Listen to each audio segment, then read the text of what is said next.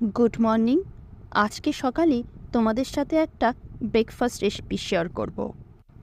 জানো তো, আমার হাজব্যান্ড পাস্তা খেতে একেবারেই পছন্দ করে না, কিন্তু যেদিন থেকে এইভাবে পাস্তা বানাতে শুরু করেছি তবে থেকে ছুটির দিন হলেই ও এটা বানাতে বলে।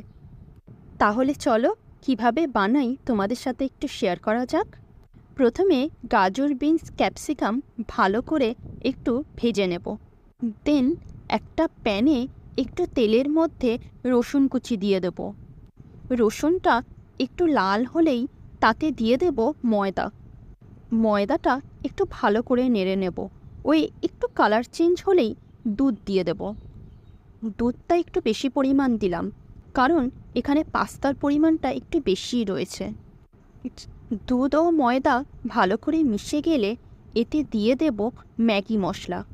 তোমরা এর সাথে চিলি ফ্লেক্স ও অরিগ্যানোও দিতে পারো, আমার কাছে এখন ছিল না বলে দিইনি।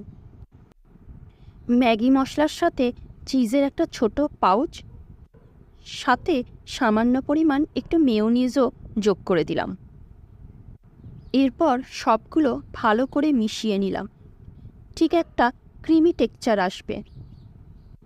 এরপর সবজিগুলো এর মধ্যে মিশিয়ে নেব। দেন পাস্তাটাও দিয়ে দেব। এরপর পাস্তাগুলো ভালো করে গ্রেভির সাথে মিশিয়ে নেব। পাস্তাটা একটু ক্রিমি ক্রিমি টেক্সচার আসলেই পরিবেশনের জন্য রেডি হয়ে যাবে।